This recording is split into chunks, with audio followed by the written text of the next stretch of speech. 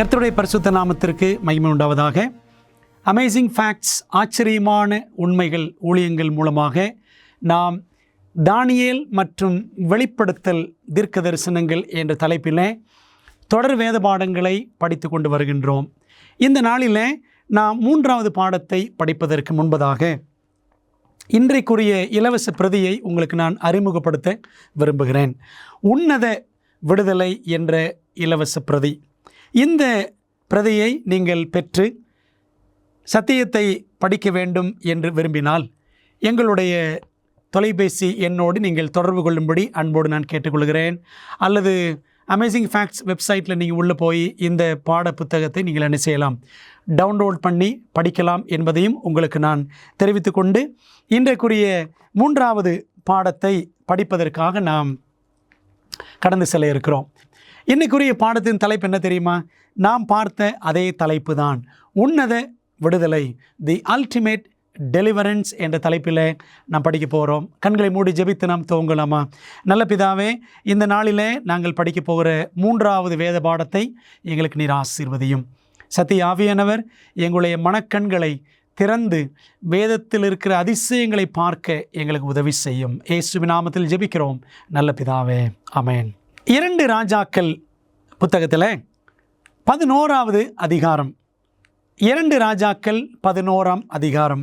அந்த அதிகாரத்தில் ஏசபேல் என்ற இஸ்ரவேலின் ராணிக்கு இருந்த மகள் அத்தாலியாளை குறித்து வாசிக்கிறோம். ஏசபேல் ஒரு கொலைகாரி. எலியாவை கொலை செய்ய அவள் துடித்து கொண்டிருந்தாள். அதே போல அவள் மகளான அத்தாலியாளும் ஒரு பயங்கரமான கொலைகாரிதான். இவள் யூதாவிலே ராணியாக இருந்தவள் அத்தாலியாள். அவளுடைய மகன் அகசியா இறந்து போகிறான். அவன் இறந்த பிற்பாடு இவள் தன்னுடைய பேர பிள்ளைகள் எல்லாரையும் கொலை செய்கிறாள். ஏனென்றால் இந்த அகசியாவுக்கு அப்புறம் அடுத்து யாரும் அரசனாகிவிடக்கூடாது என்பதற்காக, இவளே ராணியாக இருக்க வேண்டும் என்பதற்காக. இந்த அத்தாலியாள் செய்த செயலை பார்த்த அகசியாவின் சகோதரியான யோசேபால் என்பவள், அவள் என்ன செய்தாலாம், ஒரு சிறுவன் யோவாஸ் என்ற ஒரு சிறு மகனை, அரச குடும்பத்தை சேர்ந்த அந்த மகனை எடுத்து 6 வருடங்கள் ஆலயத்தில் ஒளித்து வைத்தாலாம். 7ஆம் வருஷத்தில் யோய்தா என்ற பிரதான ஆசாரியன் என்ன செய்கிறார் என்றால், இந்த யோவாஸ் என்ற சிறுவனை 7ஆம் வருஷத்தில் அவனை அரசனாக முடிசூடும்படி செய்கிறான். ஆகவே இந்த 6 ஆண்டுகள் ஆலயத்திலேயே ஒளித்து வைக்கப்பட்டிருந்த அந்த சிறுவன் 7ஆம் வருஷத்தில் அவன் அரசனாக உயர்த்தப்பட்டான் என்று நாம் 2 ராஜாக்கள் 11ஆம் அதிகாரத்தில் வாசிக்கிறோம். 6 ஆண்டுகள் ஒளித்து வைக்கப்பட்டான். 7ஆம் ஆண்டில் அரசனாக அவன் உயர்த்தப்பட்டான். இந்த சம்பவம் நமக்கு எதை அழகாக விளங்க பண்ணுகிறது என்றால், இந்த உலகத்தினுடைய வரலாறு நாம் பார்த்தால் 6000 ஆண்டுகள் ஏறக்குறைய முடிவுக்கு வந்துவிட்ட நிலையில் நாம் இருக்கின்றோம். இதை நம்ம எப்படி சொல்லலாம் அப்படின்னா, 1000 வருடங்களின் வாரம் என்று அழைக்கலாம். பாருங்கள், சிருஷ்டிப்பு முதல் ஆபிரகாம் வரைக்கும் 2000 வருடங்கள், ஆபிரகாம் முதல் கிறிஸ்து வரைக்கும் 2000 வருடங்கள், கிறிஸ்து முதல் இன்று வரைக்கும் 2000 வருடங்கள், 6000 ஆண்டுகள். அடுத்து ஒரு 1000 ஆண்டு வரப்போகிறது. 7000வது ஆண்டு வரை இருக்கிறது. எப்படி 6 ஆண்டுகள் யோவாஸ் அவன் ஆலயத்தில் ஒளித்து வைக்கப்பட்டானோ, 7ஆம் ஆண்டில் அவன் அரசனாக உயர்த்தப்பட்டானோ, அதே போல ஆண்டவர் இயேசு கிறிஸ்துவும் இந்த 6000 ஆண்டுகளுக்கு பிற்பாடு 7000வது ஆண்டில் அவர் பேரரசராக உயர்த்தப்பட இருக்கிறார். அந்த வருகையின் நாள் நமக்கு உன்னத விடுதலையின் நாளாக இருக்கும். அவருடைய வருகையின் நாள் அடுத்த 1000 ஆண்டுகளின் ஆரம்பமாக இருக்கும் என்பதை நாம் மனதில் கொள்ள வேண்டும். இதை குறித்து வேதம் சொல்லுகிறது. வெளிப்படுத்தல் 20ஆம் அதிகாரம் 4ஆம் வசனத்தில் அவர்கள் உயிர்த்து கிறிஸ்து உடனே கூட 1000 வருஷம் அரசாண்டார்கள் என்று நாம் வேதத்தில் வாசிக்கிறோம். பிரியமானவர்களே, இன்றும் கேள்வி பதில் என்ற முறையில் நாம் இன்றைக்குரிய பாடத்தை படிக்கப் போகிறோம். பரலோக ஆலயத்திலிருந்து வெளிப்படவிருக்கும் இந்த அரசர் யார் என்பதற்கான பதிலை வெளிப்படுத்தல் 14:14 வாசிக்கிறோம். பின்பு நான் பார்த்தபோது இதோ வெண்மையான மேகத்தையும் அந்த மேகத்தின் மேல் மனுஷகுமாரனுக்கு ஒப்பானவராய் தமது சிரசின் மேல் பொற்கிரீடத்தையும் தமது கையிலே கருக்குள்ள அரிவாளையும் உடைய ஒருவர் உட்கார்ந்திருக்கிறதையும் கண்டேன் என்று அப்போஸ்தலன் யோவான் எழுதுகிறார். எப்படி யோவாஸ் 6 ஆண்டுகள் ஆலயத்திலிருந்து 7ஆம் ஆண்டிலே அரசன் ஆனானோ, அதே போல இயேசு கிறிஸ்துவும் 6000 ஆண்டுகளுக்கு பிற்பாடு 7000வது ஆண்டின் ஆரம்பத்தில் அவர் அரசராக வருவார் என்பதை வெளிப்படுத்தல் நமக்கு சுட்டி காட்டுகிறது. ஆண்டவர் இயேசு கிறிஸ்து வரும்பொழுது அவர் எப்படி வருவார்? அவர் அமைதியாக வருவாரா? யோவாசின் கதையை படித்து பாருங்கள். 7 வயதிலே அவன் அரசன் ஆனானே, அவன் அரசனாக்கப்பட்ட பொழுது ஆரவாரத்தோடு ராஜா வாழ்க ராஜா வாழ்க என்ற ஆரவாரத்தோடு அவன் அரசன் ஆக்கப்பட்டான். ஆண்டவர் இயேசு கிறிஸ்துவும் வரும்பொழுது எப்படி வருவார்? ஏனெனில் கர்த்தர் தாமே ஆரவாரத்தோடும் பிரதான தூதனுடைய சத்தத்தோடும் தேவ எக்காலத்தோடும் வானத்திலிருந்து இறங்கி வருவார் என்று பவுல் 1 தெசலோனிக்கேயர் 4:16 அவர் சொல்லுகிறார். ஆண்டவர் இயேசு கிறிஸ்துவின் வருகையும் ஏதோ அமைதியாய் நடக்கக்கூடிய சத்தமே இல்லாத ஒரு சம்பவமாக அது இருக்க போவதில்லை. ஆரவாரத்தோடும் தூதர்களின் சத்தம் தேவ எக்காலம் எல்லாம் தொனிக்க இயேசு கிறிஸ்து இறங்கி வருவார். இன்னொரு வசனம் பாருங்கள். கர்த்தர் உயரத்திலிருந்து கெர்ச்சித்து தமது பரிசுத்த வாசஸ்தலத்திலிருந்து தம்முடைய சத்தத்தை காட்டி தம்முடைய தாபரத்துக்கு விரோதமாய் கெர்ச்சிக்கவே கெர்ச்சித்து, சிங்கம் எப்படி வரும்? கர்ஜனையோடு வரும். அதே போல யூத ராஜ சிங்கமாகி இயேசு கிறிஸ்துவும் அவர் ஆரவாரத்தோடு வருவார் என்று எரேமியா 25:30 வாசிக்கிறோம். சங்கீதம் 53 பாருங்கள்.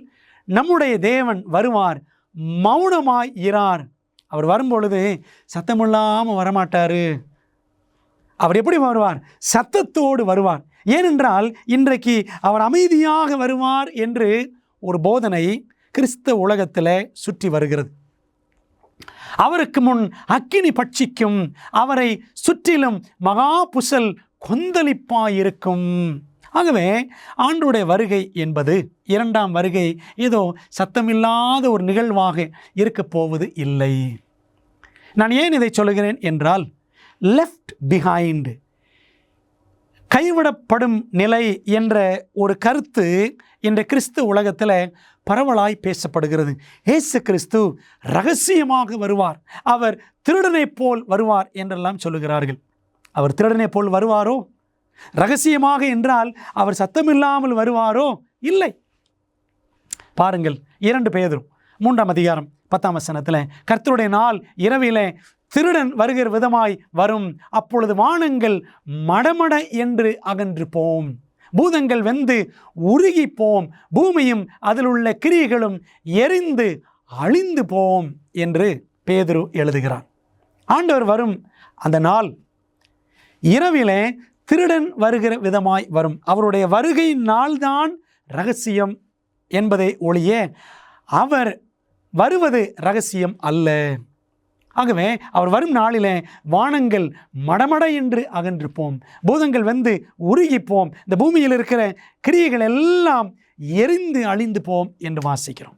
ஆகவே இந்த அழிவின் காரியங்கள் நடக்கும் பொழுது சத்தமில்லாமல் நடக்குமா? சிந்தித்து பாருங்கள். இயேசுவின் 2ஆம் வருகையுடன் தொடர்புடைய மற்ற நிகழ்வுகள் என்னென்ன ஆதாரங்களை நாம் பார்க்கலாமா? சத்தங்களும் இடி முழக்கங்களும் மின்னல்களும் உண்டாயின, பூமி மிகவும் அதிர்ந்தது என்று வெளிப்படுத்தல் 16ஆம் அதிகாரத்தில் நாம் வாசிக்கிறோம். வெளிப்படுத்தல் 16ஆம் அதிகாரம் 7 வாதைகளை பற்றி பேசுகிறது. 7ஆம் வாதையின் காலகட்டத்தில் தான் ஆண்டவர் இயேசு கிறிஸ்து, அந்த 7ஆம் வாதை முடியும் பொழுது அவருடைய வருகை இருக்கும். அந்த 7ஆம் வாதையின் காலகட்டத்தில் பூமி அதிர்ச்சி, பயங்கரமான பூமி அதிர்ச்சி உண்டாகும். பூமியின் மேல் மனுஷர்கள் உண்டான நாள் முதற்கொண்டு அப்படிப்பட்ட பெரிய அதிர்ச்சி உண்டானதில்லை. ஆண்டவர் இயேசு கிறிஸ்துவின் 2ஆம் வருகையில் ஒரு பயங்கரமான பூமி அதிர்ச்சி. பூமி அதிர்ச்சி என்றால் சத்தமில்லாமல் இருக்குமா? அன்பானவர்களே, அவருடைய 2ஆம் வருகை சத்தத்தோடு இருக்கும். அது ரகசியமாக இருக்காது என்பதை நாம் அழகாக வாசிக்கின்றோம். இயேசு வரும்போது யாரெல்லாம் அவரை காண்பார்கள்? அப்பொழுது மனுஷகுமாரனுடைய அடையாளம் வானத்தில் காணப்படும். அப்பொழுது மனுஷகுமாரன் வல்லமையோடும் வானத்தின் மேகங்கள் மேல் வருகிறதை பூமியில் உள்ள சகல கோத்திரத்தாரும் கண்டு புலம்புவார்கள் என்று இயேசு சொன்னார். மத்தேயு 24:30 பூமியில் உள்ள சகல கோத்திரத்தாரும் அவருடைய வருகையை காண்பார்கள். வெளிப்படுத்தல் 1:7 பாருங்கள். இதோ மேகங்களுடனே வருகிறார், கண்கள் யாவும் அவரை காணும் என்று வெளிப்படுத்தல் 1:7 வாசிக்கிறோம். ஆகவே இயேசு கிறிஸ்துவின் வருகையை எல்லாரும் காண்பார்கள். இயேசு மேகங்களுடனே வரும்போது யாரெல்லாம் அவரோடு கூட இருப்பார்கள் என்ற கேள்விக்கு ஆண்டவர் இயேசு கிறிஸ்து கொடுக்கும் பதிலை பாருங்கள்.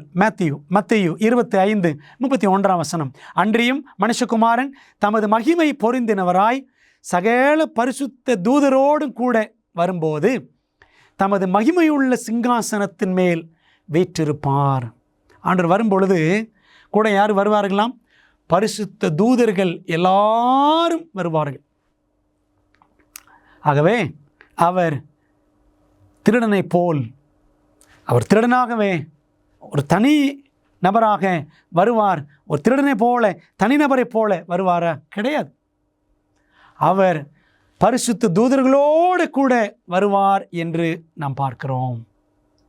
ஆண்டவர் இயேசுவின் வருகையின் பிரசன்னமானது உயிரோடு இருக்கும் துன்மார்க்கரை என்ன செய்யும்? அந்த 1000 ஆண்டுகள் தொடங்கக்கூடிய சமயத்தில் என்னவெல்லாம் நிகழும் என்பதை நாம் பார்க்கிறோம். ஆண்டவர் இயேசு கிறிஸ்து வருவார், பயங்கரமான பூமி அதிர்ச்சி உண்டாகும், எக்கால சத்தமெல்லாம் தொனிக்கும். அதே சமயத்தில் துன்மார்க்கர் நிலை என்னவாக இருக்கும்? நம்முடைய கர்த்தராகிய இயேசு கிறிஸ்துவின் சுவிசேஷத்திற்கு கீழ்ப்படியாதவர்களுக்கும் நீதியுள்ள ஆக்கினையை செலுத்தும்படிக்கு கர்த்தராகிய இயேசு தமது வல்லமையின் தூதரோடும் ஜுவாலித்து எரிகிற அக்கினியோடும் வானத்திலிருந்து வெளிப்படும் போது அப்படி ஆகும் என்று 2 தெசலோனிக்கேயர் 1:7-8 ஆகிய வசனங்களிலே நாம் வாசிக்கின்றோம். பிரியமானவர்களே, அவர் வரும்பொழுது துன்மார்க்கர் எல்லாரும், கர்த்தரை விசுவாசிக்காத எல்லாரும் என்ன ஆவார்களாம்?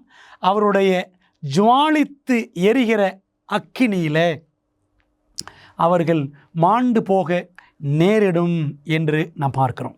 இன்னொரு வசனத்தை பாருங்க. 2 தெசலோனிக்கேயர் 2:8 நீக்கப்படும் போது அந்த அக்கிரமக்காரன் வெளிப்படுவான், அவனை கர்த்தர் தம்முடைய வாயின் சுவாசத்தினாலே அழித்து தம்முடைய வருகையின் பிரசன்னத்தினாலே நாசம் பண்ணுவார்.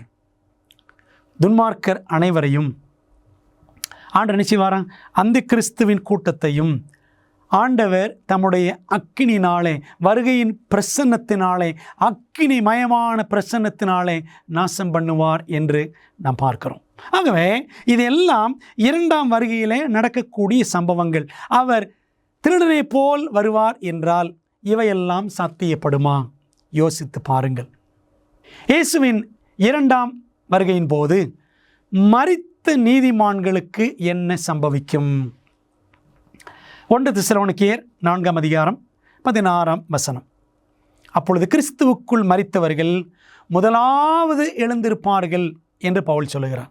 ஆண்டுடைய 2ஆம் வருகையில் கிறிஸ்துவுக்குள் மரித்தவர்கள் முதலாவது எழுந்திருப்பார்கள். துன்மார்க்கர் மாண்டு போவார்கள் அவருடைய அக்கினி பிரசன்னத்தினாலே. இந்த கட்டத்தில் உயிரோடு இருக்கும் மற்றும் மறுரூபமாக்கப்பட்ட பரிசுத்தவான்களுக்கு என்ன நடக்கும்? வேதம் என்ன சொல்கிறது? 1 கொரிந்தியர் 15:52-53 அப்பொழுது மரித்தோர் அழிவில்லாதவர்களாய் எழுந்திருப்பார்கள், நாமும் மறுரூபமாக்கப்படுவோம். யார் நாமும் என்றால் கிறிஸ்துவின் வருகையிலே உயிரோடு இருக்கிறவர்கள். உயிரோடு இருக்கிற நீதிமான்கள் மறுரூபமாக்கப்படுவோம். அழிவுள்ளதாகிய இது அழியாமையும் சாவுக்கேதுவாகிய இது சாவாமையும் தரித்து கொள்ள வேண்டும். ஆகவே ஆண்டவர் இயேசு கிறிஸ்து வரும்பொழுது உயிரோடு இருக்கிற நீதிமான்கள் மறுரூபம் ஆவார்கள். மறுரூபமாக்கப்பட்ட பின் நீதிமான்களுக்கு என்ன நடக்கும் பாருங்க. கிறிஸ்துவுக்குள் மரித்தவர்கள் உயிரோடு எழும்பி விட்டார்கள். உயிரோடு இருக்கிற நீதிமான்கள் மறுரூபமாகி விட்டார்கள். இப்பொழுது என்ன நடக்கும் வாசிக்கலாமா? 1 தெசலோனிக்கேயர் 4ஆம் அதிகாரம் 17ஆம் வசனம். பின்பு உயிரோடு இருக்கும் நாமும் கர்த்தருக்கு எதிர்கொண்டு போக மேகங்கள் மேல் அவர்களோட கூட, கிறிஸ்துவுக்குள் மரித்து உயிர்த்து எழுந்தவர்களோட கூட ஆகாயத்தில் எடுத்து கொள்ளப்பட்டு என்று வாசிக்கிறோம். ஆண்டவர் இயேசு கிறிஸ்து 2ஆம் முறை இந்த உலகத்திற்கு வரும்பொழுது அவர் பூமியிலே இறங்குவது இல்லை. அவருடைய கால்கள் பூமியிலே எங்குமே படவே படாது. பார்த்தீர்களா வசனத்தை? 1 தெசலோனிக்கேயர் 4:17. மேகங்கள் மேல் அவர்களோட கூட ஆகாயத்தில் எடுத்து கொள்ளப்பட்டு. ஆண்டவர் இயேசு கிறிஸ்து நடுவானிலே மத்திய ஆகாயத்தில் இருப்பார். அவருடைய 2ஆம் வருகையில் தேவதூதர்கள் பூமியின் 4 முனைகளுக்கும் சென்று அவரால் தெரிந்து கொள்ளப்பட்டவர்களை கூட்டி சேர்ப்பார்கள் என்று வாசிக்கிறோம். அன்பானவர்களே, அப்படி கூட்டி சேர்க்கப்பட்டவர்கள் மத்திய ஆகாயத்தில் கிறிஸ்துவை சந்திப்பார்கள். 2ஆம் வருகையில் இயேசுவின் கால்கள் பூமியில் படுவதே இல்லை. அப்படி ஒரு நபர் பூமியில் வந்து நான் தான் இயேசு கிறிஸ்து, நான் 2ஆம் முறையாக வந்திருக்கிறேன் என்று சொன்னால் அது உண்மையிலேயே கிறிஸ்துவே அல்ல என்பதை நாம் தெளிவாக புரிந்து கொள்ள வேண்டும். இயேசு தம்முடைய 2ஆம் வருகையை குறித்து கொடுத்திருக்கிற பக்தி வினயமான எச்சரிப்பு என்ன? நாம் அதை ஒரு சம்பவத்தின் வழியாக புரிந்து கொள்வோமே. 1913ஆம் ஆண்டு கிழக்கு ஐரோப்பாவில் நடந்த ஒரு முக்கியமான சம்பவம். கிழக்கு ஐரோப்பாவில் அல்பேனியா என்ற ஒரு நகரம். அந்த நகரத்தில் இருந்த பெரும்பாலானவர்கள் இஸ்லாம் மதத்தை சேர்ந்தவர்கள், முஸ்லீம்கள் என்று சொல்லலாம். ஆகவே 1913ஆம் ஆண்டில் அந்த அல்பேனியா சுதந்திரம் பெற்றது. சுதந்திரம் பெற்ற பொழுது அங்கிருந்த மக்கள் என்ன செய்கிறார்கள் என்று சொன்னால், ஹெலீம் எடைன் என்ற ஒரு நபரை தங்களுக்கு அரசராக, இளவரசராக அவர்கள் தெரிந்து கொண்டார்கள். பிரின்ஸ் ஹெலீம் எடைன் என்றுதான் நம் சரித்திரத்தில் வாசிக்கிறோம். ஆகவே இளவரசர் என்று நாம் சொல்லலாம். அந்த நபரை அவர்கள் தெரிந்து கொண்ட பிற்பாடு, அவர் துருக்கியை சேர்ந்தவர், துருக்கி நாட்டை சேர்ந்தவர். அல்பேனியாவில் அவர் இளவரசராக என்ன செய்ய வேண்டும்? பொறுப்பேற்க வேண்டும். ஜனங்கள் எல்லாருக்கும் மிகுந்த சந்தோஷம். தங்களுக்கு சுதந்திரம் கிடைத்து விட்டது, புதிய இளவரசர் வரப்போகிறார் என்று அவர்கள் ஆவலோடு காத்திருந்தார்கள். அந்த சமயத்தில் அவர்களுக்கு ஒரு தந்தி ஒன்று வந்ததாம். தந்தியில் வருகிறார் இளவரசர் என்ற ஒரு செய்தி. அப்போது ஜனங்கள் எல்லாரும் ரொம்ப சந்தோஷப்படுறாங்க. ஒரு நாள் நல்ல வாட்டம் சாட்டமான, நல்ல கம்பீரமான தோற்றமுடைய, நன்றாக பேசக்கூடிய குரல் வளம் கொண்ட ஒரு மனிதன் குதிரையில் அங்கே அல்பேனியாவுக்கு வருகிறான். ஜனங்கள் எல்லாருக்கும் சந்தோஷம். நம்முடைய இளவரசர் ஹெலீம் எடைன் வந்து விட்டார் என்று எல்லாரும் ஆரவாரித்தார்கள். அப்படி வந்த குதிரையில் வந்த அந்த மனிதன் சொன்னானாம், நாம் நம்முடைய அல்பேனியாவை இன்னும் சிறப்பான ஒரு நகரமாக மாற்ற வேண்டும். நமக்கு எதிரியான ஒரு நகரம் பெல்கிரேட் என்ற ஒரு நகரம் இருக்கிறது, அதை எதிர்த்து நாம் போரிட வேண்டும் என்றெல்லாம் குரல் கொடுத்த உடனே மக்களுக்கு ரொம்ப சந்தோஷம். நமக்கு அருமையான இளவரசர் கிடைத்திருக்கிறார் என்று எல்லாரும் ஆரவாரித்தார்கள், சந்தோஷப்பட்டார்கள். அந்த நபர் வந்து 5 நாட்கள் கழித்து இன்னொரு தந்தி அல்பேனிய நகரத்து மக்களுக்கு கிடைத்தது. அதில் போட்டிருந்துச்சான், உங்கள் இளவரசர் ஹெலீம் எடைன் அவர் இனிமேல்தான் வருகிறார் என்று ஒரு செய்தி கிடைச்சிச்சான். அப்படியானால் இப்போ ஒருத்தர் வந்திருக்கிறாரே, வந்து தன்னை ஓட்டோ என்று முஸ்லீம்கள் மத்தியிலே அவர் வந்து தன்னை ஒரு இளவரசனாக காட்டுவதற்கு ஒரு முஸ்லீம் பெயரையே ஓட்டோ என்று வைத்து ஒரு நபர் வந்தாரே, அவர் யார் என்ற பொழுது பிற்பாடுதான் ஜனங்களுக்கு தெரிய வந்ததான், குதிரையிலே வந்த அந்த வாட்டன் சாட்டமான மனிதன் உண்மையிலேயே அவர்கள் தெரிந்தெடுத்த இளவரசர் ஹேலிம் எட்டைன் என்பவர் கிடையாது. வந்திருக்கிறவர் ஒரு போலியான இளவரசர். உண்மையிலே அந்த நபர் யார் என்று சொன்னால் ஜெர்மன் சர்க்கஸ் பெர்ஃபார்மர். ஜெர்மன் நாட்டில் ஒரு செப்படி வித்தை செய்யக்கூடிய, சர்க்கஸ் பண்ணக்கூடிய ஒரு மனிதன். இவன்தான் தன்னை இளவரசன் என்பது போல வந்து காட்டி ஏமாற்றினான் என்று ஒரு சரித்திர சம்பவம் இருக்கிறது. அன்பானவர்களே, இதைத்தான் ஆண்டவர் இயேசு கிறிஸ்து சொன்னார் பாருங்கள், மத்தேயு 24:5, ஏனெனில் அநேகர் வந்து என் நாமத்தை தரித்து கொண்டு நானே கிறிஸ்து என்று சொல்லி அநேகரை வஞ்சிப்பார்கள். ஆண்டவர் இயேசு கிறிஸ்து பெயர் சொல்லிக்கொண்டே அநேகர் ஏமாற்று வேலைகளை செய்வார்கள். நான் தான் கிறிஸ்து என்று சொல்லுவார்கள். மேற்கொண்டு பாருங்கள், மத்தேயு 24:24, ஏனெனில் கள்ள கிறிஸ்துகளும் கள்ள தீர்க்கதரிசிகளும் எழும்பி கூடுமானால் தெரிந்து கொள்ளப்பட்டவர்களையும் வஞ்சிக்கத்தக்கதாக பெரிய அடையாளங்களையும் அற்புதங்களையும் செய்வார்கள். கள்ள கிறிஸ்துக்கள், பெரிய அற்புதங்கள், இதெல்லாம் நடக்கும். வஞ்சகம் உலகத்தில் வரும், இயேசுவின் பெயராலேயே வரும் என்பதை இயேசுவானவர் சொல்லி வைத்திருக்கிறார். மத்தேயு 24 நீங்கள் படித்து பாருங்கள். மத்தேயு 24:25, இரண்டாம் வருகை சம்பந்தமாக இயேசு கிறிஸ்து செய்த ஒலிவமலை பிரசங்கம். அந்த பிரசங்கம் தான் 2 அதிகாரங்களாக கொடுக்கப்பட்டிருக்கிறது. ஆனால் அது ஒரே பிரசங்கம்தான்.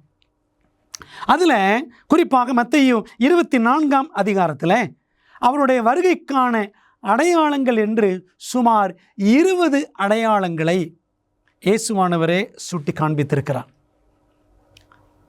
அந்த மத்தேயு 24 இருக்கக்கூடிய 20 அடையாளங்களிலே முதலாவது அடையாளம் எதுன்னு பார்த்தீங்கன்னா வஞ்சகம். மத்தேயு 24:4 படித்தோம்ல, அநேகர் என் நாமத்தை தரித்து கொண்டு உங்களை வஞ்சிப்பார்கள். ஆகவே வஞ்சகம், வஞ்சனை செய்வது முக்கியமான வருகையின் அடையாளங்களில் ஒன்று. கள்ள கிறிஸ்துக்கள் வந்து, கள்ள தீர்க்கதரிசிகள் வந்து வஞ்சிப்பார்கள். தொடர்ந்து பாருங்கள், வஞ்சனை குறித்து ஆண்டு இன்னும் பேசுகிறார். மத்தேயு 24:26, ஆகையால் அதோ வனாந்தரத்தில் இருக்கிறார் என்று சொல்வார்களானால் புறப்படாதிருங்கள், இதோ அறை வீட்டிற்குள் இருக்கிறார் என்று சொல்வார்களானால் நம்பாதிருங்கள். இதெல்லாம் நம்பாதீங்க. சீக்ரெட் ராப்சர், ரகசிய வருகை என்று ஒரு போதனை இன்னைக்கு பெரும்பான்மையான கிறிஸ்தவர்கள் மத்தியில் பரவலாக நம்பப்படுகிறது. சீக்ரெட் ராப்சர், ரகசிய வருகை என்ற வார்த்தை பைபிளில் எங்கேயுமே கிடையாது. Behold is in the secret chamber, மத்தேயு 24:26 அவர் அறை வீட்டிற்குள் இருக்கிறார் என்பதை தான் இங்கிலீஷில் சீக்ரெட் சேம்பர் அப்படின்னு படிக்கிறோம். ஆனால் அவர் ரகசியமாக வருவேன் என்று கிறிஸ்து எங்கேயுமே சொல்லவில்லை. ஆனால் இன்றைக்கி ரகசிய வருகை என்ற ஒரு போதனை, கத்தோலிக்கத்தின் வழியாக வந்துவிட்ட ஒரு தவறான போதனை இன்னைக்கு கிறிஸ்தவத்தையே ஆளுகை செய்து கொண்டு இருக்கிறது. பார்த்தீங்களா, ஆண்டு சொன்னார்ல, கள்ள கிறிஸ்துக்கள் கள்ள தீர்க்கதரிசிகள் என்பது போல இப்படிப்பட்ட ஒரு கள்ள உபதேசமும் இன்னைக்கு சபைகளில் நடமாடி வருகிறதை நாம் பார்க்கிறோம். நாம் வஞ்சிக்கப்படலாமா? வஞ்சிக்கப்படாதிருங்கள் என்று சுமார் 4 தடவை மத்தேயு 24 ஆண்டவர் இயேசு கிறிஸ்து திரும்ப சொல்லியிருக்கிறார். வேதாகம தீர்க்க தரிசனத்தில் வெளிப்படுத்தப்பட்டுள்ளபடி நம்முடைய மோசமான உலகத்திற்கான தேவனின் திட்டத்தை அறிய விரும்புகிறீர்களா? உங்கள் மிகப்பெரிய சவால்களுக்கு நடைமுறையான நம்பகமான தீர்வுகள் வேண்டுமா? ஊக்கமளிக்கும் மற்றும் அறிவூட்டும் ஆச்சரியமூட்டும் உண்மைகள் வேதாகம பாட வழிகாட்டிகள் 27 அழகான வரைகளை மற்றும் நேரடியான பதில்களை புரிந்து கொள்ள எளிதான வகையில் வேதத்தின் அடிப்படையில் சிறப்பான மேலான பாடங்களை வழங்குகின்றது. ஒவ்வொரு ஆய்வு வழிகாட்டியும் உங்கள் வாழ்க்கையின் மிக முக்கியமான உண்மைக்கான பொருத்தமான வேதாகம பதில்களை நோக்கி உங்களை வழிநடத்தும். நான் எப்படி ஆரோக்கியமான ஐக்கியத்தை பெறுவது? இயேசு எப்போது எப்படி மீண்டும் வருவார்? மேலும் இப்படி பல கேள்விகளுக்கு உங்கள் எதிர்காலத்தை வாய்ப்பாக விட்டு விடாதீர்கள். ஆச்சரியமூட்டும் உண்மைகள் வேதாகம பாட வழிகாட்டிகளிடமிருந்து உங்கள் வாழ்க்கையை சத்தியத்துடன் மாற்றுங்கள். ஆங்கிலம், இந்தி, தமிழ் மற்றும் தெலுங்கு மொழிகளில் கிடைக்கிறது. காத்திருக்க வேண்டாம். bookstore.aftv.in என்ற இணையதளம் மூலம் உங்கள் முழுமையான ஆய்வு வழிகாட்டிகளை இன்றே ஆர்டர் செய்யுங்கள்.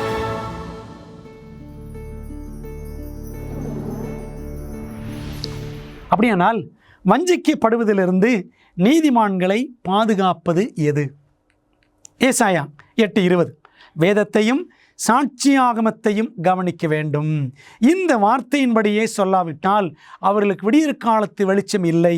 வேதம் என்ன சொல்லுகிறது?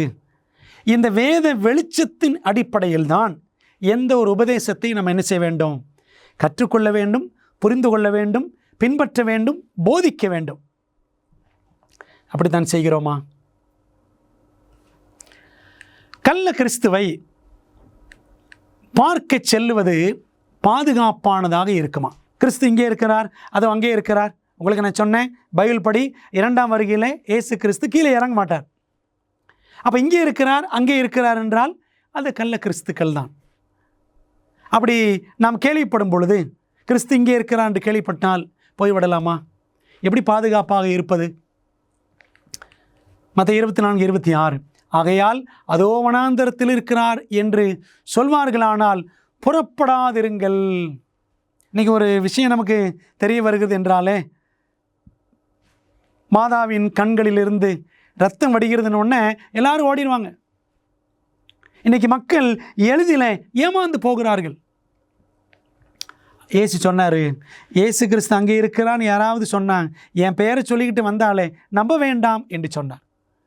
ஆண்டோடைய வார்த்தைக்கு கீழ்ப்படிவது தான் நமக்கு ஒரே பாதுகாப்பு.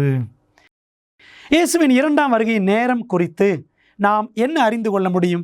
வருகை நேரத்தை பற்றி நமக்கு என்ன வெளிப்பாடு இருக்கிறது? கிறிஸ்து சொன்னார் மத்தேயு 24:36 அந்த நாளையும் அந்த நாளிகையும் அந்த மணி நேரத்தையும் என் பிதா ஒருவர் தவிர மற்றொருவனும் அறியான், பரலோகத்தில் உள்ள தூதர்களும் அறியார்கள் என்று கிறிஸ்து தெளிவுபட கூறியிருக்கிறார். அன்பான தேவ பிள்ளைகளே, ஆண்டோட வருகையின் நாள், அந்த மணி நேரம் எவருமே அறிந்ததில்லை. ஆனால் தேவன் அடையாளங்களை நமக்கு கொடுத்து வைத்திருக்கிறார். இயற்கை பேரழிவுகள், நீங்கள் அதே மத்தேயு 24ஆம் அதிகாரத்தை வரிசையாக படித்து பாருங்கள். பஞ்சங்கள் அப்படின்னு பார்க்கலாம். இயற்கை பேரழிவுகள், சீற்றங்கள், நிலநடுக்கங்கள் என்றெல்லாம் ஆண்டவர் இயேசு கிறிஸ்து சொல்லியிருக்கிறார். 2004ஆம் ஆண்டிலிருந்து 2014ஆம் ஆண்டு வரை சுமார் 10 ஆண்டுகளுக்குள்ள ஏறக்குறைய 18 பூமி அதிர்ச்சிகள், மாபெரும் பூமி அதிர்ச்சிகள் சுமார் 8.0 ரிக்டர் அளவுக்கும் மேலாக பதிவாகி பாதிப்புகளை ஏற்படுத்தியுள்ளது. இது கடந்த நூற்றாண்டை காட்டிலும் 265% கூடியுள்ளது என்று அமெரிக்க புவியியல் சங்கத்தில் கணக்கெடுத்திருக்கிறார்கள். பிரியமானவர்களே, ஆண்டவர் சொல்லியிருக்கிற வார்த்தையின்படி பூமி அதிர்ச்சிகள் எண்ணிக்கை கூடிக்கொண்டே இருக்கிறதை, அதனுடைய தாக்கம் அளவு அதிகமாக இருப்பதையும் நாம் செய்தித்தாள்களில் அன்றாடம் வழக்கமாக வாசிப்பது நிகழ்வாகிவிட்டது. கடந்த 40 ஆண்டுகளில் 50% வனவிலங்குகள் அழிந்து விட்டன. இன்றைக்கு உலகத்தில் இருக்கக்கூடிய ரசாயன பயன்பாடுகளால்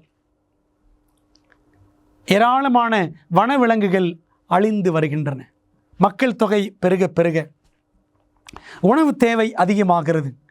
உணவு தேவை அதிகமாக கலப்படங்கள், நம்மிடத்திலிருந்து போகக்கூடிய இப்படிப்பட்ட கலப்படங்களால் வனவிலங்குகளும் பாதிக்கப்படுகின்றன. மட்டுமல்ல, ஒவ்வொரு நாளும் யுத்தங்களில் மரிப்பதை காட்டிலும் வன்முறையில் மரிக்கும் அமெரிக்க வாலிபர்களின் எண்ணிக்கை அதிகம் என்று கணக்கெடுத்திருக்கிறார்கள். யுத்தத்தில் சாகிறதை காட்டிலும் வயலன்ஸ், வன்முறை, ஏராளமான வன்முறை சம்பவங்கள் உலகத்தில் நம்ம சுற்றிலும் நிறைய நடக்கிறதை நம் கண்ணார காண்கிறோம். அது மட்டுமா, ஒழுக்க சீர்கேடு. உலகத்தில் இன்றைக்கி மக்கள் எப்படி வாழுகிறார்கள் என்பதை ஆண்டவர் இயேசு கிறிஸ்து அழகாக சொல்லியிருக்கிறார். பாருங்கள், லூக்கா 17ஆம் அதிகாரம் 28 மற்றும் 30 ஆகிய வசனங்களில், லோத்தினுடைய நாட்களில் நடந்தது போலவும் நடக்கும், மனுஷகுமாரன் வெளிப்படும் நாளிலும் அப்படியே நடக்கும். லோத்தின் காலத்தில் எப்படி இருந்துச்சு? சீர்கேடுகள், பயங்கரமான சீர்கேடுகள். லோத்துவின் காலத்திலேயே சோதோம் பட்டணத்தில் ஹோமோசெக்சுவாலிட்டி, ஓரின சேர்க்கை என்ற ஒரு கொடிய பாவம். அதுதான் பைபிளில் ஆண் புணர்ச்சி அப்படின்னு வாசிக்கலாம். இப்படிப்பட்ட ஒரு கொடிய பாவம் இருந்துச்சு. அது ஆதியாகமம் 19ஆம் அதிகாரத்தில் தெளிவாக வாசிக்கிறோம். அதை குறித்து பவுல் 1 கொரிந்தியர் 6ஆம் அதிகாரம் 9, 10, 11 வசனங்களில் எச்சரிப்பு கொடுக்கிறார். ஆண் புணர்ச்சிக்காரர் ஆண்டோட ராஜ்யத்தில் பிரவேசிப்பதில்லை என்று சொல்லுகிறார். ஆகவே இன்றைக்கி உலகத்தில் பாருங்கள், ஆணும் ஆணும் கல்யாணம் பண்ணுவது ஹோமோசெக்சுவாலிட்டி, பெண்ணும் பெண்ணும் கல்யாணம் பண்ணுவது லெஸ்பியனிசம் என்று சொல்லுகிறார்கள். கே மேரேஜஸ், இப்படிப்பட்ட ஆண் ஆண் பெண் பெண் திருமணங்கள் இன்றைக்கி உல்லாச திருமணங்கள் என்று சொல்லலாம். இப்படி உல்லாசத்துக்காக இப்படிப்பட்ட தேவன் திட்டமிடாத, பரலோகம் அங்கீகரிக்காத திருமணங்கள் இன்றைக்கி உலகத்தில் நிறைய நடக்குது. இதற்காகவே, இதை அங்கீகரிப்பதற்காகவே இன்றைக்கி கிறிஸ்தவ சபைகளும் இருக்கின்றன. இந்த ஒழுக்க சீர்கேடு எத்தனை வெட்கக்கேட்டுக்கு நேராக இன்றைக்கி சபைகளை, கிறிஸ்தவர்களை வழிநடத்தி செல்கிறது என்பதை நாம் யோசிப்பதே இல்லை. அப்போ லோத்தின் காலத்தில் நடந்தது போலவே இன்றைக்கும் நடக்கிறது. அவர் இருந்த அந்த பட்டணம் சோதோம். அதை வைத்துதான் ஒரு வார்த்தை இருக்கிறது, சோடோமி என்ற வார்த்தை. சோடோமி, சோடமைட்ஸ். சோடோமி என்றால் இந்த ஆண் புணர்ச்சி, ஓரின சேர்க்கை. அதைத்தான் ஆங்கிலத்தில் சோடோமின்வாங்க. அதை செய்யக்கூடியவர்கள் சோடமைட்ஸ். அன்பானவர்களே, இப்படிப்பட்ட பாவங்கள் லோத்தின் காலத்தில் இருந்தது மட்டுமல்ல, மனுஷகுமாரன் வெளிப்படும் நாளிலும் அப்படியே நடக்கும். அவருடைய வருகையின் நாள் வரைக்கும் இந்த மாதிரி ஒழுக்க சீர்கேடுகள் உலகத்தில் நடக்கும் என்று ஆண்டவர் சொல்லி வைத்திருக்கிறார். மேலும் அதிக ஜனத்தொகை 2050ஆம் ஆண்டிற்குள், 2022 இருக்கிறோம், இன்னொரு 28 ஆண்டுகளுக்குள்ளே உலக ஜனத்தொகை 950 கோடியாக உயரும் என்று கணக்கிடப்பட்டிருக்கிறது. ஏற்கனவே இப்போது 700 கோடிக்கு மேலே தாண்டிடுச்சு. 950 கோடி என்ன, அதை விட கூடுதலாகவே ஜனத்தொகை 2050 இருக்கும் என்று நாம் நிச்சயமாக நம்பலாம். ஆகவே ஜனங்கள் பெருகிக்கொண்டே இருக்கிறார்கள். அரசியலில் உறுதியற்ற தன்மை மற்றும் அணு ஆயுதங்கள்.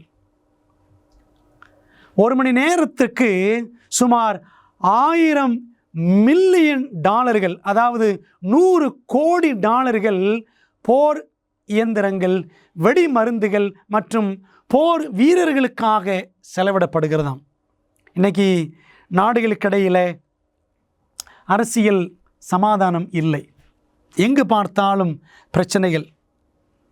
ஐநா சங்கம், இனி எத்தனையோ விதமான அமைப்புகள் உலக சமாதானத்திற்காக போராடினாலும் சமாதானம் எங்குமே இல்லாத ஒரு சூழ்நிலை.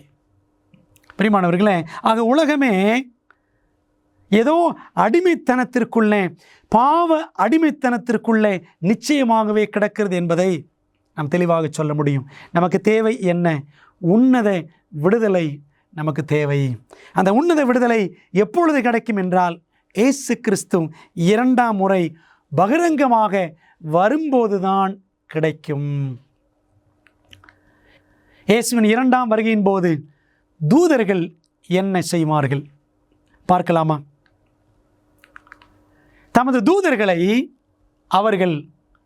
அவரால் தெரிந்து கொள்ளப்பட்டவர்களை வானத்தின் ஒரு முனை முதற்கொண்டு மறுமுனை மட்டும் 4 திசைகளிலும் இருந்து கூட்டிச் சேர்ப்பார்கள்.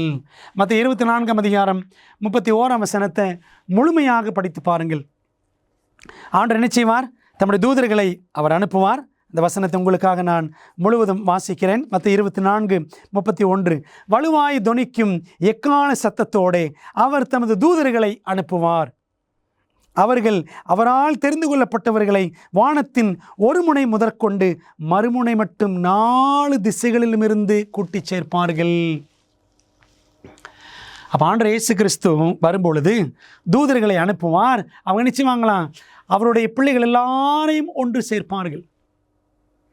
பார்த்தீங்களா? அப்போ தூதர்களை இயேசு கிறிஸ்து அனுப்புவார். அப்போ அவர் எங்கே இருப்பார்? மத்திய வானத்தில் இருப்பார். தூதர்கள் போய் எல்லாரையும் ஒன்று சேர்ப்பார்கள். தேவ பிள்ளைகள் கிறிஸ்துவுக்குள் மரித்தவர்களை உயிரோடு எழுப்பி உயிரோடு இருக்கிற நீதிமான்களை மறுரூபமாக்கி இப்படி ஒன்று சேர்த்து மத்திய ஆகாயத்தில் கூட்டிச் செல்வார்கள். இயேசுவின் 2ஆம் வருகைக்கு சற்று முன்னான காலத்தில் நாம் வாழ்ந்து கொண்டிருக்கிறோம். அப்படியானால் இந்த மகிமையான பரிசுத்தமான நிகழ்வோடு எவ்வாறு நாம் நம்மை சம்பந்தப்படுத்தி கொள்ள முடியும்? ஆண்டவர் இயேசு கிறிஸ்து சீக்கிரம் வரப்போகிறார் என்று நாம் நம்புகிறோமே. அந்த பரிசுத்தமான நிகழ்வில் நான் எப்படி என்னையே ஈடுபடுத்தி கொள்ள முடியும்? என்ன செய்ய வேண்டும்? இயேசு வருகிறார் என்று நாம் நம்புகிறோம். ஆனால் என்ன செய்ய வேண்டும் என்று அறிந்து செயல்படுகிறோமா? மத்திய 24:44 நீங்கள் நினையாத நாளிகையிலே மனுஷகுமாரன் வருவார், ஆதலால் நீங்களும் ஆயத்தமாய் இருங்கள் என்று இயேசு கிறிஸ்து சொன்னார். இயேசு கிறிஸ்து வருகிறார் என்பது உண்மைதான். ஆனால் ஆண்டவர் கொடுத்திருக்கிற ஒரு கட்டளை என்னவென்றால் ஆயத்தமாய் இருங்கள். ஆயத்தமாகிறோமா? இந்த உலகத்தில் நாம் நம்முடைய வேலைகளை செய்வதற்கு, நம்முடைய பிழைப்புக்கு அடுத்த அலுவல்களில் ஈடுபடுவதற்கு, அல்லது பயணம் போவதற்கு, படிப்பு, திருமணம் போன்ற காரியங்களுக்கு எவ்வளவெல்லாம் ஆயத்தம் செய்கிறோம். ஆனால் ஆண்டவர் சொன்னாரே அவருடைய வருகை, அந்த வருகைக்காக நாம் ஆயத்தம் செய்கிறோமா என்பதை நாம் சிந்திக்க வேண்டும். இயேசுவின் 2ஆம் வருகையின் போது ஜனங்களுக்கு எவ்வாறு பலன் அளிக்கப்படும் அதை குறித்து ஆண்டவர் இயேசு கிறிஸ்துவை சொல்லியிருக்கிறதை வெளிப்படுத்தல் 22:12 பாருங்கள். இன்ஃபேக்ட் வெளிப்படுத்தல் 22ஆம் அதிகாரம் பைபிளிலேயே கடைசி அதிகாரம். தானியேல் மற்றும் வெளிப்படுத்தல் தீர்க்க தரிசனங்களை படித்து கொண்டிருக்கிறோம். அந்த வெளிப்படுத்தல் கடைசி அதிகாரம் 22ஆம் அதிகாரம். அதில் 3 தடவை இயேசு கிறிஸ்து திரும்ப சொல்லியிருக்கிறார். 7ஆம் வசனம், 12ஆம் வசனம், 20ஆம் வசனம். இந்த 3 வசனங்கள் படிக்கிறோம். இதோ சீக்கிரமாய் வருகிறேன் என்று ஆண்டு சொல்லியிருக்கிறார். அதில் 12ஆம் வசனத்தை பாருங்கள். அவனவனுடைய கிரியைகளின்படி அவனவனுக்கு நான் அளிக்கும் பலன் என்னோட கூட வருகிறது என்று இயேசு சொல்லியிருக்கிறார். அன்பானவர்களே, அவனவனுடைய கிரியைகளின்படி நாம் ஆயத்தமாக வேண்டும் என்று பார்த்தோம். ஆயத்தமாகிற பிள்ளைகள், ஆண்டவரை சந்திப்பதற்கு ஆயத்தமாகிற பிள்ளைகள் தங்கள் கிரியைகளில் தேவனுக்கு பிரியமாக நடப்பார்கள். நம்முடைய கிரியைகள், நம்முடைய செயல்கள் தேவனுக்கு பிரியமாக இருக்கின்றனவா? நாம் செய்கிற செயல்கள் நல்ல செயல்களாக இருக்கின்றனவா என்பதை சற்று நாம் நிதானித்து பார்க்க வேண்டும். அந்த செயல்களின் அடிப்படையில் தான் தேவன் நமக்குரிய பலனை, பரலோகமா நரகமா, நித்திய ஜீவனா அல்லது நித்திய அழிவாகிய தண்டனையா என்பதை தேவன் தீர்மானிப்பார். ஆகவே நாம் நம்முடைய கிரியைகளில் தேவனுக்கு பிரியமாய் நடக்க வேண்டியது மிகவும் மிகவும் அவசியமாக இருக்கிறது. இயேசுவின் வருகையின் போது துன்மார்க்கர் என்ன கூறுவார்கள்? J.L. ஷூலர், ஜான் ஷூலர் என்ற ஒரு ஊழியக்காரர் ஒருவர் இருந்தார். அமெரிக்காவில் ஒரு வல்லமையான ஊழியக்காரர். நாம் இந்த சத்தியங்களை எப்படி 24 பாடங்களாக படிக்கிறோமோ, தொடர் கூட்டங்களாக நடத்தினால் 24 கூட்டங்கள் நடத்தலாம், 24 நாட்கள் நடத்தலாம். ஆனால் அந்த ஜான் ஷூலர் என்ற ஊழியக்காரர் அமெரிக்காவில் 120 நாட்கள் கூட்டங்கள் நடத்துவாராம். 120 days, 4 மாதங்கள் கூட்டங்கள் நடக்கும். பைபிளை மிக தெளிவாக கற்றுக் கொடுப்பார். அவர் அடிக்கடி சொல்லுவாராம், ஆண்டோடைய 2ஆம் வருகையின் சமயத்தில் உலகத்தில் 2 பெரிய ஜெபக்கூட்டங்கள் நடக்கும் என்று சொல்லுவார். அதான் இந்த கேள்விக்கு பதிலாக பார்க்க போகிறோம். இயேசுவின் வருகையின் போது துன்மார்க்கர் என்ன கூறுவார்கள்? இதான் முதல் பயங்கரமான பிரேயர் மீட்டிங். பூமியின் ராஜாக்களும் பெரியோர்களும் ஐஸ்வர்யவான்களும் சேனை தலைவர்களும் பலவான்களும் அடிமைகள் யாவரும் சுயாதீனர் யாவரும், வெளிப்படுத்தலாம் 6:15. எல்லாம் என்ன சொல்லுவாங்களா? வசனங்கள் தொடர்ந்து பாருங்கள். 16-17 வசனங்கள். பர்வதங்களையும் கண்மலைகளையும் நோக்கி, நீங்கள் எங்கள் மேல் விழுந்து சிங்காசனத்தின் மேல் வீற்றிருக்கிறவருடைய முகத்திற்கும் அவருடைய கோபாக்கினையின் மகாநாள் வந்துவிட்டது, யார் நிலை நிற்கக்கூடும்? இந்த வசனத்தை முழுசும் படித்து பாருங்க. தேவனுடைய கோபத்திற்கும் பிதாவின் கோபத்திற்கும் சிங்காசனத்தில் வீற்றிருக்கிற ஆட்டுக்குட்டியானவர் இயேசு கிறிஸ்து அவருடைய கோபத்திற்கும் எங்களை நீங்கள் காப்பாற்றுங்கள் அப்படின்னு சொல்லிட்டு என்ன செய்வாங்களாம்? துன்மார்க்கர் எல்லாம் பர்வதங்களையும் கண்மலைகளையும் பார்த்து அவர்கள் கதறி அழுது ஜெபிப்பார்களாம். ஒரு பயங்கரமான பெரிய ஜெப கூட்டம் அதுதான். ஏன்னா துன்மார்க்கர் திரளாக இருப்பார்கள் அல்லவா, பெரிய கூட்டமாக இருப்பாங்க. கடற்கரை மணலத்தனையாய் துன்மார்க்கர் இருப்பார்கள் என்று வெளிப்படுத்தல் 20ஆம் அதிகாரம் 8-9 வசனங்கள் வாசிக்கிறோம். அப்போது எல்லாரும் சேர்ந்து கண்ணீரோடு, நாங்கள் எங்கள் மீது தேவனுடைய கோபம் வந்துவிடாதபடி பர்வதங்களும் மலைகளும் எங்கள் மேல் விழட்டும் என்று அவர்கள் கதறுவார்கள். இது ஒரு பெரிய ஜெபக்கூட்டம். அதே சமயத்தில் இன்னொரு ஜெபக்கூட்டம் நடக்கும். இயேசு வருகிறதை கண்டு நீதிமான்கள் என்ன சொல்லுவார்கள்? J.L. ஷூலர் என்ற ஊழியக்காரர் சொல்லக்கூடிய அடுத்த ஜெபக்கூட்டம், உலகத்தில் 2வது பெரிய ஜெபக்கூட்டம் அவருடைய வருகைக்கு முன்பாக எப்படி இருக்கும் என்றால், இதோ இவரே நம்முடைய தேவன், இவருக்காக காத்திருந்தோம், இவர் நம்மை இரட்சிப்பார், இவருடைய இரட்சிப்பினால் களிகூர்ந்து மகிழுவோம் என்று சொல்லப்படும். இன்னொரு கூட்டம் இரட்சிக்கப்பட்ட கூட்டம், மீட்கப்பட்ட தேவ ஜனங்கள் நிரம்பின ஒரு கூட்டம். அந்த கூட்டத்தார் ஆரவாரித்து ஆண்டவரை பாடி அவருடைய 2ஆம் வருகையில் அவரை மையப்படுத்துவார்கள் என்பதைத்தான் ஏசாயா 25:9 வசனத்தில் நாம் வாசிக்கிறோம். அன்பான தேவனுடைய பிள்ளைகளே, ஆண்டவர் இயேசு கிறிஸ்துவனுடைய வருகை, 2ஆம் வருகை, முதலாம் உயிர்த்தெழுதலை நடப்பிக்கும். முதலாம் உயிர்த்தெழுதலில் மரித்த நீதிமான்கள் உயிரோடு எழும்புவார்கள், துன்மார்க்கர் எல்லாரும் செத்து மடிவார்கள். அவருடைய வருகையின் பிரசன்னத்தினாலே உயிரோடு இருக்கிற நீதிமான்கள் அவர்கள் மறுரூபம் ஆக்கப்படுவார்கள். 2ஆம் வருகையில் இயேசு கிறிஸ்து கீழே இறங்கி வருவதில்லை. தேவதூதர்களை பூமியின் 4 முனைகளுக்கும் அனுப்புவார். அவர்கள் அவருடைய பிள்ளைகள் எல்லாரையும் ஒன்று சேர்த்து மரித்த நீதிமான்களை உயிரோடு எழுப்பி, உயிரோடு இருக்கிற நீதிமான்களை மறுரூபமாக்கி எல்லாரையும் ஒன்று சேர்த்து மத்திய ஆகாயத்துக்கு நேராக கூட்டிச் செல்வார்கள். அந்த சமயத்தில் அந்த துன்மார்க்கர் அழிவதற்கு முன்பாக என்ன செய்வாங்க? பர்வதங்களையும் கண்மலைகளையும் பார்த்து எங்கள் மேல் விழுந்து எங்களை மூடிக்கொள்ளுங்கள் என்று கதறுவார்கள். ஒரு கூட்டம் அப்படி கதறும். இன்னொரு கூட்டம் இயேசுவை வாழ்த்தி வரவேற்கும். இதோ இவரே நம்முடைய தேவன், இவருக்காக காத்திருந்தோம்.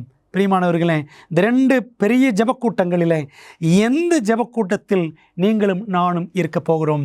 துன்மார்க்கருடைய ஜெபக்கூட்டத்தில் இருப்போமா, அல்லது நீதிமான்களின் ஜெபக்கூட்டத்தில் இருப்போமா? சிந்தித்து பார்க்க வேண்டும்.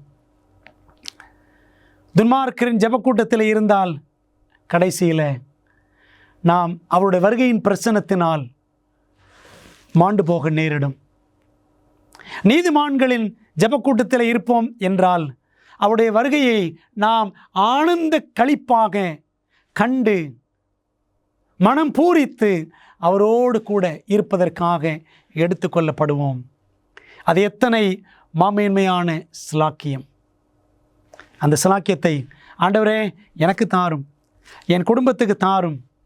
இந்த சிலாக்கியத்தை மற்றவர்களுக்கு அறிவித்து உம்முடைய நாமத்தை மையப்படுத்தக்கூடிய கிருபையை எனக்கு தாரும் என்று நாம் ஜெபிக்க வேண்டும் அல்லவா? இன்னொரு கேள்வியோடு நாம் கடந்து செல்ல போகிறோம். இயேசுவின் இரண்டாம் வருகையின் பிரதான நோக்கம் என்ன? யோவான் 14ஆம் அதிகாரம் 3ஆம் வசனத்தில் 2, 3 ஆகிய வசனங்களை நீங்கள் நன்றாக அறிந்திருப்பீர்கள். முதல்ல 3 வசனங்களும் அற்புதமான வசனங்கள். அதில் 2, 3ஆம் வசனங்கள் பாருங்கள். என் பிதாவின் வீட்டில் அநேக வாசஸ்தலங்கள் உண்டு, அப்படி இல்லாதிருந்தால் நான் உங்களுக்கு சொல்லியிருப்பேன். ஒரு ஸ்தலத்தை உங்களுக்காக ஆயத்தம் பண்ண போகிறேன். ஒரு இடத்தை பற்றி பேசுகிற ஆண்டவர், பரலோகம் என்ற இடத்தை பற்றி பேசுகிறவர். 3ஆம் வசனத்தில் நான் இருக்கிற இடத்துல நீங்களும் இருக்கும்படி நான் மறுபடியும் வந்து உங்களை என்னிடத்தில் சேர்த்து கொள்வேன் என்று சொல்லியிருக்கிறார். 2ஆம் வசனத்தில் இயேசு கிறிஸ்து இடம் பற்றி பேசுகிறார். 3ஆம் வசனத்தில் நபர் தன்னையே குறித்தவர் பேசுகிறார். பிரியமானவர்களே, நம்ம எல்லாரும் பரலோகம் போகணும் ஆசைப்படுறோம், சந்தோஷம். ஆனால் பரலோகம் என்ற இடத்தை காட்டிலும் இயேசு என்ற நபர் நமக்கு எத்தனை விசேஷமானவர். ஆகவே அவரோடு கூட பரலோகத்தில் இருப்பதற்கு நாம் ஆயத்தப்பட வேண்டும் அல்லவா?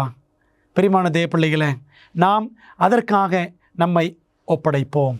நாம் இந்த செய்தியை முடிக்கக்கூடிய இந்த நேரத்தில் ஒரு சம்பவத்தை உங்களுக்கு நான் பகிர்ந்து கொள்ளப் போகிறேன்.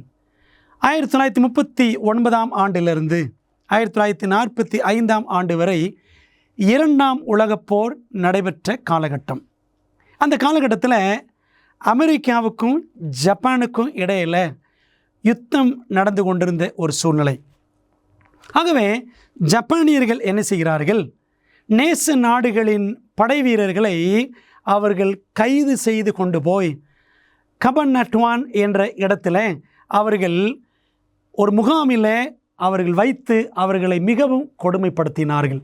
சரியான உணவு கொடுக்காமல், சரியான பராமரிப்பு இல்லாமல் இந்த படை வீரர்களை ஜப்பானியர்கள் மிகவும் கொடுமைப்படுத்தினார்கள். இந்த காலகட்டத்தில் இப்படி கைதிகளாக இருந்த அந்த நேச நாடுகளின் படை வீரர்கள், நம்முடைய நிலை அவ்வளவுதான். 2ஆம் உலகப் போரில் நாம் இப்படி யுத்தத்தில் போராடினோம், நாட்டுக்கு நல்லதுக்காக நாம் போராடினோம், நாம் இப்படியே மரித்து போய் விடுவோம் என்று அவர்கள் மிகவும் சோர்வுற்றிருந்த வேளையில் அமெரிக்காவினுடைய போர்ப்படை தளபதி ஜெனரல் மெக் ஆர்த்தர் என்று சொல்லுவார்கள், மிகவும் புகழ்பெற்ற ஒரு மனிதன். அவர் என்ன செய்தாராம்? ஜப்பானியர்கள் அவர்கள் ஆயத்தம் இல்லாமல், அவர்கள் விழிப்போடு இல்லாத சமயத்தில் 30 நிமிடங்கள் கடுமையான ஒரு பயங்கர சோதனை, ஒரு போராட்டத்தை அவர் ஏற்படுத்தி ஒரு யுத்தத்தை நடத்தி என்ன செய்தாராம்? ஜப்பானியர்கள் பிடியிலிருந்து இந்த நேச நாடுகளின் போர்ப்படை வீரர்களை விடுவித்து அவர் வெளியே கொண்டு வந்தார் என்று ஒரு சரித்திரம் இருக்கிறது. இதைத்தான் த கிரேட் ரெய்ட் அட் கபன்னட்டான் என்று சொல்வார்கள். கபன்னட்டுவான் பட்டணத்தில் நடந்த மிகப்பெரிய சோதனை. கைதிகளாக இருந்தவர்கள் நாம் பிழைப்போமோ, விடுதலை அடைவோமோ மாட்டோமோ என்று இருந்த அந்த சூழ்நிலையில் ஜெனரல் மெக் ஆர்த்தர் வந்து தன்னுடைய படைகளை அனுப்பி அவர்களை விடுவித்தார். பிரியமான தேவ பிள்ளைகளே, நாமும் இந்த உலகத்தில் பாவத்தினால் சிக்குண்டு அடிமையிலாக கிடக்கிறோம். நமக்கு தேவை உன்னத விடுதலை. ஆண்டவர் இயேசு சீக்கிரமாக மேகங்களுடனே வரப்போகிறார். நமக்கு விடுதலை கிடைக்குமா கிடைக்காதா என்று தேவனுடைய போர் வீரர்களாக நாம் சோர்ந்து போய் தளர்ந்து போய் தவித்து காணப்படுகிறோமா? ஆண்டவரிடத்தில் நம்மை ஒப்பு கொடுத்து, ஆண்டவரே நீங்கள் ஆயத்தமாயிருங்கள் என்று சொன்னீரே, உம்முடைய வருகைக்கு நாங்கள் ஆயத்தமாக இருக்க விரும்புகிறோம், இன்னும் அநேகரை ஆயத்தப்படுத்துவோம் என்று சொல்லி நம்மை ஒப்படைத்து நாம் ஜெபிக்கலாமா? நல்ல பிதாவே, இந்த நாளின் பாடத்திற்காக உமக்கு நன்றி சொல்கிறோம். தகப்பனே, தானியேல், வெளிப்படுத்தல், தீர்க்க தரிசனங்கள் என்ற பாடங்களுக்காக உமக்கு நன்றி. உன்னத விடுதலை எங்களுக்கு தேவை. அது இயேசுவானவர் வருகையின் மூலமாக மட்டுமே எங்களுக்கு கிடைக்கும். 6000 ஆண்டுகளின் முடிவிலே இயேசு கிறிஸ்து 7000 ஆண்டின் ஆரம்பத்தில் அவர் வரும்பொழுது, அந்த 2ஆம் வருகையில் நாங்கள் அவரை சந்திக்க, இன்னும் அநேகரை இயேசுவை சந்திப்பதற்கு ஆயத்தப்படுத்த எங்களை நீர் பக்குவப்படுத்தும். இந்த செய்திகளை கேட்கிற ஒவ்வொரு மகளையும் ஆசீர்வதித்து உமக்கு பிரியமாய் அர்ப்பணிப்போடு வாழ எங்களை நீர் திடப்படுத்தும். தொடர்ந்து பாடங்களை ஆசீர்வதியும். இயேசுவின் நாமத்தில் ஜெபிக்கிறோம் நல்ல பிதாவே, ஆமென். பிரியமானவர்களே, தொடர்ந்து தானியேல் மற்றும் வெளிப்படுத்தலின் தீர்க்க தரிசனங்களை கற்றுக்கொள்வோம். அநேகர் இந்த பாடங்களை பார்ப்பதற்கு, கேட்பதற்கு நீங்கள் அவர்களை அழைப்பு கொடுங்கள். அவர்களுக்கும் இந்த செய்திகளை பகிர்ந்து கொடுங்கள். கர்த்தர் உங்களை ஆசீர்வதிப்பார். ஆமென்.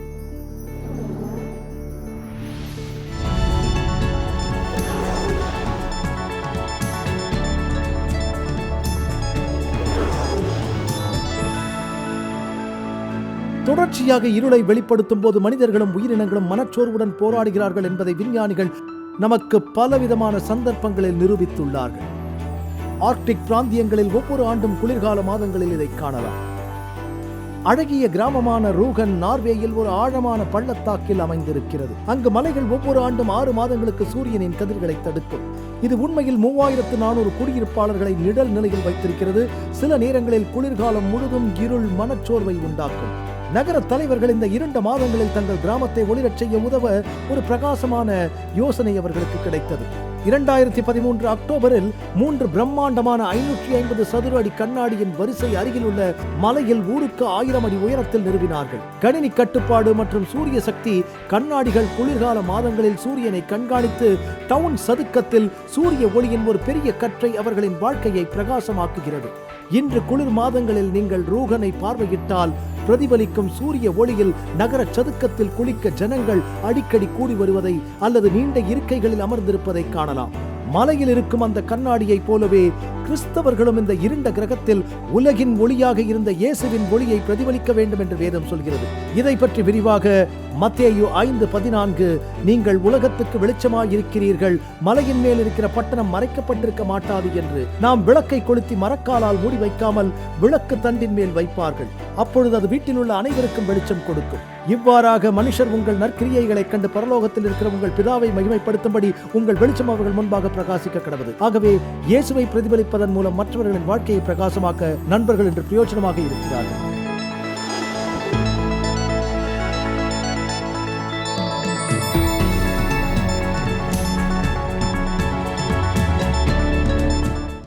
மரங்கள் அழகானவை. ஒரு மரம் உருவாவதற்கான அனைத்தும் ஒரு சிறிய விதைக்குள் உள்ளது என்பது ஆச்சரியமாயிருக்கிறதல்லவா? அற்புதமான மற்றொரு காரியம் என்ன தெரியுமா? நீங்கள் ஆவிக்குரிய வாழ்க்கையில் வளர்வதற்கு உதவி செய்யக்கூடிய அனைத்தும் இச்சிறிய QR குள் உள்ளது. அதுபோல இதை ஸ்கேன் செய்யவும் உடனே எங்களது வேதம் படிக்கும் திட்டம், இணையதளம், book store, YouTube, Facebook, Instagram, ShareChat இப்பொழுதும் நீங்கள் இணைக்கப்பட்டாயிற்று. இந்த QR-ஐ ஸ்கேன் செய்யுங்கள். இன்று முதல் வளர்ந்திடுங்கள். 50 வருடங்களுக்கும் மேலாக அமேசிங் ஃபேக்ட் ஊழியங்கள் நற்செய்தியை உலகம் முழுவதும் பகிர்ந்து கொண்டிருக்கிறது. இயேசுவின் சித்தத்தின்படி அனைத்து மக்களுக்கும் நித்திய சுவிசேஷத்தை அறிவித்துக் கொண்டிருக்கிறது. உங்கள் ஜெபத்திற்கும் ஆதரவிற்கும் நன்றி. இந்த வேத பாடங்களை படித்ததால் உங்கள் மனதிலே கேள்விகள் இருக்கின்றனவா? அப்படியானால் உங்கள் கேள்விகளை திரையில் தெரியும் எண்ணை பயன்படுத்தி எங்களுக்கு தெரியப்படுத்துங்கள். இல்லை என்றால் உங்கள் கேள்விகளை info@aftv.in என்ற முகவரிக்கு மின்னஞ்சல் செய்யுங்கள். வேதாகமத்தை தொடர்ந்து கற்றுக்கொள்ளும் பொழுது கர்த்தர் உங்களை ஆசீர்வதிப்பாராக. அமேசிங் ஃபேக்ட்ஸ் என் வாழ்க்கையில் ஒரு நல்ல தாக்கத்தை ஏற்படுத்தி நான் தேவனுக்கு நன்றி சொல்கிறேன். அமேசிங் ஃபேக்ட்ஸ் உண்மையிலேயே என் வாழ்க்கையில் ஒரு பெரிய தாக்கத்தை செயலாக்கம் தான் இன்று என்னை இங்கே நிற்க வச்சிருக்கு. நான் குற்றப்படுத்தப்படலை, ஆனால் அதை குறித்து சந்தோஷம். வேதாகமத்தை படிக்க ஆரம்பித்தேன். நான் செவந்திர அட்வென்டிஸ்ட் சபையில் ஒரு அங்கமாக எனக்கு கொடுத்த ஜீவனை குறித்து இன்னும் அநேக காரியங்கள் இருக்க வேண்டும். கொடுக்கப்பட்ட செய்தி மிகவும் வல்லமை வாய்ந்ததாக இருந்தது. அமேசிங் ஃபேக்ட்ஸ் 55 வருடங்களுக்கு மேலாக தேவனுடைய நற்செய்தி உலகமெங்கும் அறிவித்து வருகிறது. அப்புறமா அமேசிங் ஃபேக்ட்ஸ்க்கு இடையில லோகோ வரும். இதற்கு முன்பாக நிறைய பேர் பேசுகிறத நான் கேள்விப்பட்டிருக்கிறேன். ஆனால் இவர் பேசுகிறத முதன்முறையாக நான் கேட்டேன். இவர் ஏதோ ஒன்றை குறித்து சொல்லும்போது நான் உடனே வேதத்தை எடுத்து அதை கண்டுபிடிக்கணும்னு ஆசைப்பட்டேன். ஏன்னா நான் இதுக்கு முன்பாக அதை பற்றி நான் கேள்வியே பட்டதில்லை. எனவே நான் வேத பாடங்களை படிக்க துவங்கினேன். நான் உட்பட இங்கு இருக்கும் ஒவ்வொரு நபரும் மாற்றம் பெற துவங்கினோம். கடவுளே, எனக்கு ஏன் இப்படி நடந்தது என்பது என் வாழ்க்கையில் ஒரு கேள்வியாக இருந்தது. தேவன் என்னத்தை பேசினாரு. நான் உண்மையாகவே அவர்தான் என் தகப்பன் என்பதை கண்டேன். நான் என் வாழ்க்கையில் எல்லாத்தையும் இழந்தேன். இப்போதான் ஆண்டவர் என் வாழ்க்கையில் இல்லைங்கிறதே நான் உணர்ந்தேன். நான் ஒரு தீர்க்க தரிசன பாட வகுப்புக்கு சென்றேன். அது என்னை சுக்குநூறாக உடைத்தது. இச்செய்தி மிகவும் வல்லமை வாய்ந்ததும் மறுக்க முடியாத உண்மையுமாக இருந்தது. இது மிகவும் ஆச்சரியமாக உள்ளது. பெரோயா பட்டணத்து சபை விசுவாசிகள் தாங்கள் சத்தியங்களை கேட்ட பிற்பாடு தங்கள் இல்லத்திற்கு சென்று காரியங்கள் இப்படி இருக்கிறதா என்று வேதத்தோடு ஒப்பிட்டு மீண்டும் படித்தார்கள். அதுபோலவே நீங்களும் செய்ய வேண்டும் என்று நாங்கள் விரும்புகிறோம். இந்த தீர்க்க தரிசன தொடர் கூட்டங்களில் ஒவ்வொரு நாளும் உங்களுக்கு அந்தந்த நாளுக்குரிய செய்தி சம்பந்தமான இலவச பிரதி அறிமுகப்படுத்தப்படுகிறது. ஆகவே அந்த இலவச பிரதியை நீங்கள் திரையில் தெரியும் தொலைபேசி எண்ணை பயன்படுத்தி எங்களோடு தொடர்பு கொண்டு பெற்றுக்கொள்ளலாம். அல்லது எங்களுடைய வெப்சைட்டுக்குள்ளே சென்று நீங்கள் அதை பதிவிறக்கம் செய்து கொள்ளலாம். நீங்கள் அந்த புத்தகங்களை பெற்றுக்கொண்டு படித்து வேதத்தில் உள்ளபடியே கற்றுக்கொள்ளுங்கள். நீங்கள் படித்த பிற்பாடு உங்கள் நண்பருக்கும் அதை பகிர்ந்து கொள்ளுங்கள்.